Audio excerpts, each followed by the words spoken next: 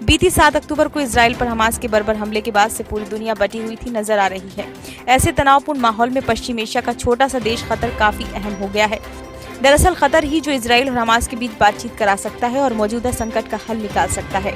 Israel पर Hamas के हमले के बाद से ही कतर का नेतृत्व हमास और इजराइल के संपर्क में है। पश्चिम एशिया की राजनीति को जानने वाले विशेषज्ञ बताते हैं कि कतर बीते कई सालों से अपनी सॉफ्ट पावर बढ़ाकर खुद को पश्चिम एशिया में अपरिहार्य बनाने में जुटा है। अब इजराइल और हमास के बीच छिड़ी जंग वह मौका है जिसमें कतर सुलह कराकर दुनिया के बड़े देशों को ये दिखाना चाहता है कि जितनी उसने उनकी जरूरत है उतना ही ताकतवर देशों के लिए भी कतर जरूरी है। कतर के साल 1996 से ही इजराइल के साथ व्यापारिक संबंध हैं और ये शुरुआती अरब देशों में शामिल है जिसमें इजराइल के साथ संबंध रहे हैं। साथ ही कतर का हमास को भी पूरा समर्थन है और हमास के कई शीर्ष नेता कतर में ही रहते हैं और वहां से खुलेआम हमास का संचालन होता है। तालिबान के साथ भी कतर के अच्छे रिश्ते हैं और जब तालिबानी नेता निर्वासन में जी रहे थे तब कई तालिबानी नेता कतर में ही रह रहे थे।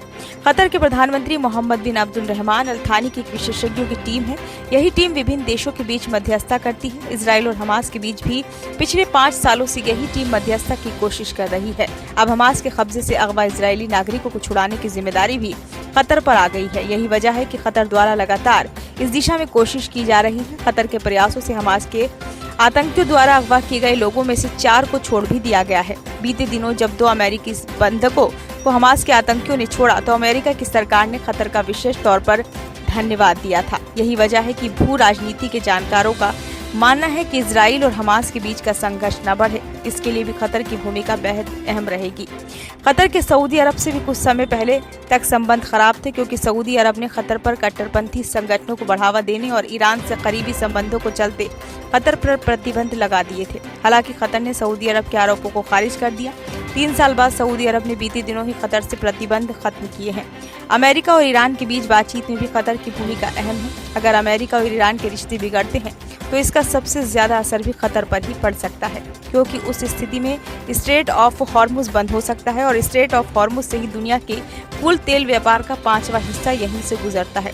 कतर का तेल और गैस भी पश्चिमी देशों को सप्लाई होता है और लड़ाई के बढ़ने की स्थिति में पूरी दुनिया का इसका असर होगा। महज 12,000 वर्ग किलोमीटर के क्षेत्रफल और करीब 3 लाख की मूल आबादी और कुल 29 लाख की आबादी के साथ कतर एक छोटा प्रायद्वीप देश है जो सऊदी अरब और ईरान के बीच स्थित है। 475 अरब डॉलर के संप्रभु फंड गैस और तेल के धनी देश कतर ने फुटबॉल वर्ल्ड कप का सफल आयोजन कर पूरी दुनिया में वाहवाही पाई थी। इसके अलावा कतर की सरकार बर्कले पीएलसी और वॉक्सवैगन एजी जैसी कंपनियों में निवेश के साथ ही Paris Saint Germain football club की मालिक है। साथ ही इसके मीडिया हाउस अल जजीरा ने भी कतर का प्रभाव बढ़ाने में अहम भूमिका निभाई है। ब्यूरो रिपोर्ट, नई दिल्ली।